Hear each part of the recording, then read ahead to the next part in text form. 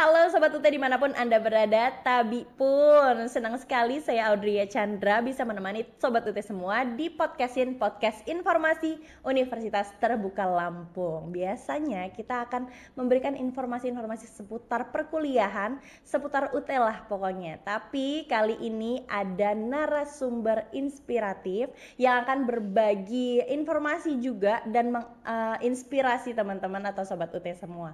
Langsung ada di sebelah Audrey, kita sapa dulu, ada Kak Agil. Halo Kak Agil. Halo Sobat UT, nama saya Agil Rizkiani dari Prodi Pendidikan Sastra dan Bahasa Indonesia Salut Anur Bangunrejo. Oke, berarti ini jauh-jauh dari Bangunrejo? Betul. Oke, tadi sastra, pendidikan sastra Bahasa Indonesia. Bahasa Indonesia. Semester berapa sekarang?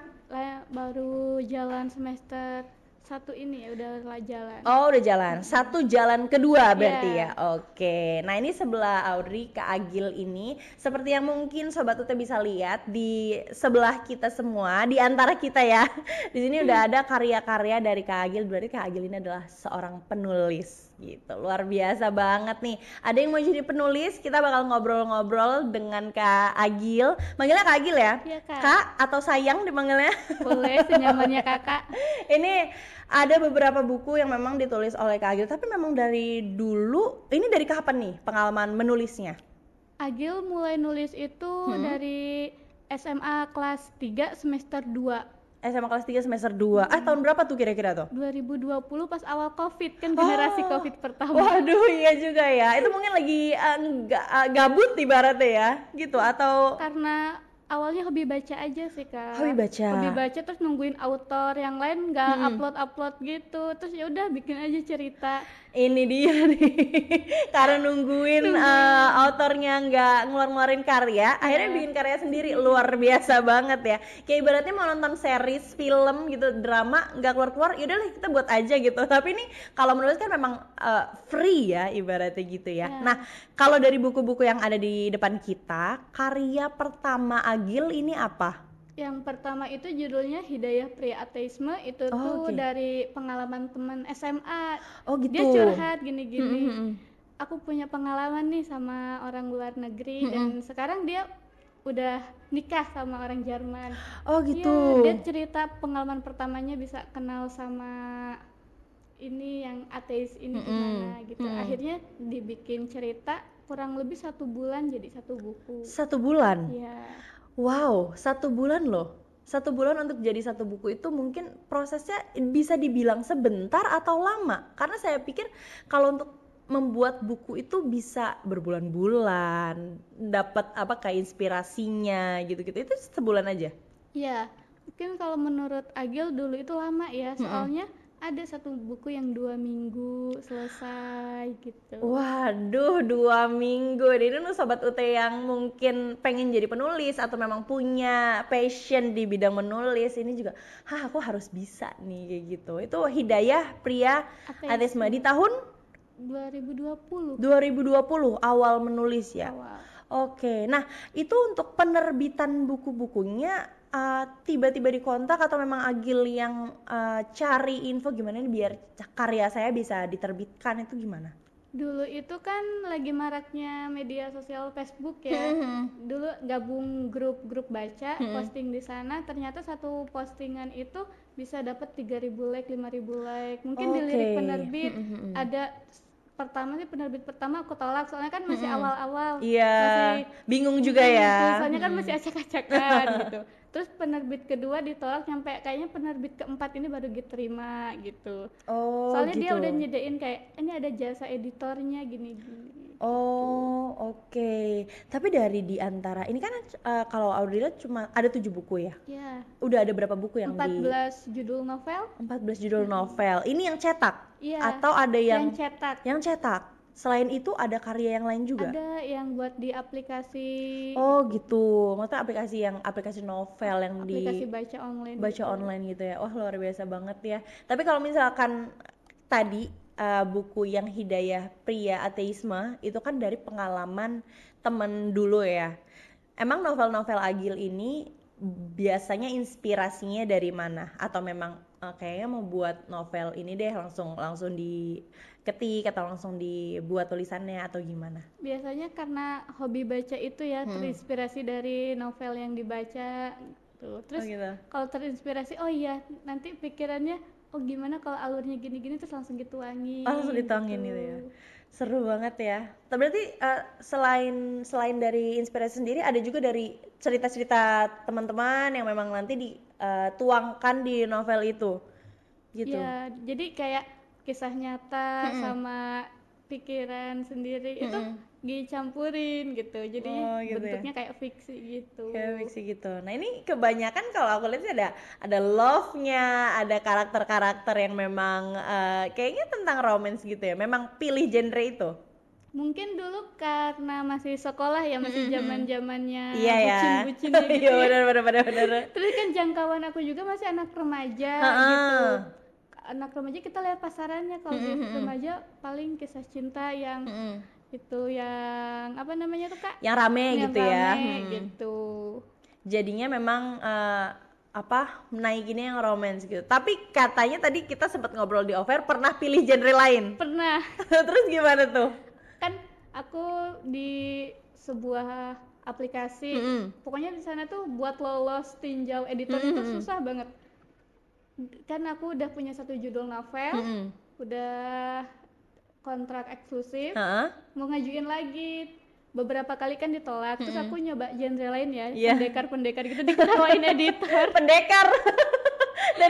dari romance ke pendekar tuh, Iya, itu agak katanya. memang jauh gitu ya. Akhirnya dibilang kesambet apa gitu ya. Jadi memang loh, dari ngomongin cinta-cinta kan tiba-tiba jadi pendekar nih, agak beda gitu ya. Jadi memang nggak masuk. nggak masuk. Sebenarnya bagus, tapi untuk pasaran di aplikasinya enggak. Soalnya di sana tuh kebanyakan ke romance, perselingkuhan, gitu. rumah tangga gitu. Oh, ini berarti lumayan banyak cari referensi ya. Oh, kayaknya tentang ini bagus nih. Kalau ada yang viral gitu. Ya, gitu bener. juga bisa. Oh, bener. Kalau ada yang viral pasti banyak gitu. Mungkin dunia kepenulisan juga latah kayaknya. Gitu ya. Kalau yang kemarin kan yang viral tuh Ipar Adalah Maut, ya semuanya gitu. Ipar semua gitu. Ya, Ipar semua. Ada ya, dunia penulisan itu juga ada latahnya gitu ya. Gitu. Tapi memang inspirasi kan bisa dicari dari mana aja gitu ya. Nah, ini kan mostly tentang romance. Tapi aku lihat satu buku di sebelah kamu itu ada Agil Rizkyani. Ini apakah buku tentang biografi kamu atau gimana? Mungkin sepenggal kisah aja ya. Oh gitu. Dari aku bayi nyampe SMA kayaknya tuh, lupa. Oh. Emang ini tahun berapa dibuatnya? Kayaknya tuh 2023 atau 2022 kayaknya. Oh, 2023 atau 2022. Oh, gitu. Mungkin selain sepenggal cerita dari bayi sampai SMA, boleh di-spill dikit dong tentang buku Agil ini. Apakah jadi buku favorit kamu selama kamu menulis ini? Kalau aku sih enggak ya, soalnya kan kisah hidup aku jadi udah tahu gitu.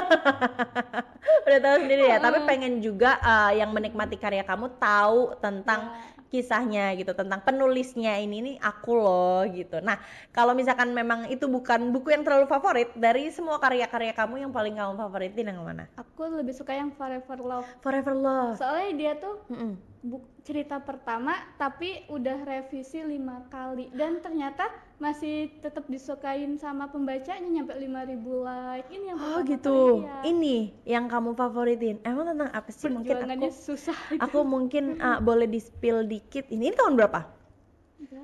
2020 apa ya? Aku 2020. lupa. Oh, berarti 2021 kayaknya. Berarti waktu awal-awal kamu menulis ini ya. Oh, Soalnya gitu. mau dicetak ternyata udah tamat di sosial media. Oh. Jadi harus ganti versi, nyari versi lagi gitu, versi lainnya. Udah diganti-ganti tapi masih aja banyak peminatnya ini ya. Dan menurut Audrey ya, Audrey senang banget sebenarnya dulu ya suka baca gitu. Tapi semenjak kerja dia suka kerja gitu.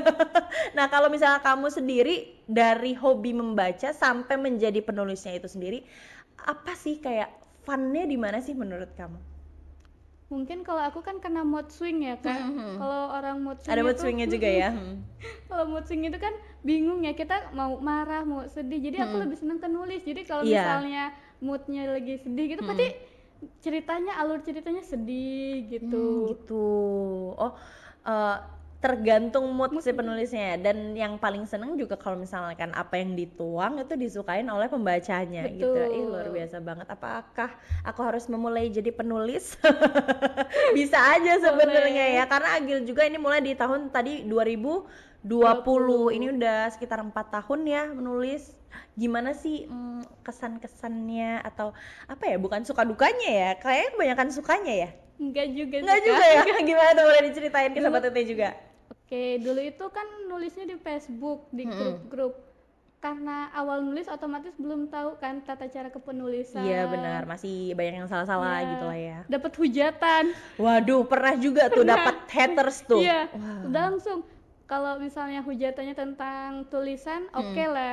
Itu langsung ngejudge pakai bahasa yang kebun kasar. binatang semua Aduh, keluar gitu. itu ya. Aku bales, ditanya ya, kok bukan kritik soal kepenulisannya gitu. Enggak, orangnya nggak mau bales. Oh gitu. Memang kalau misalkan udah dibalas kadang kan memang masih nggak keterima Iya. gitu ya. Karena maunya semaunya aja. Nah, kamu gimana nanggepin seperti itu ya?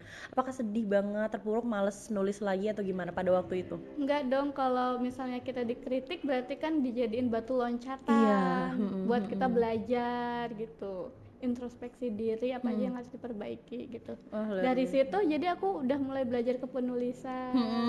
Gitu ya. Jadi mempelajari lebih dalam lagi tentang kepenulisannya. Ini luar biasa banget loh.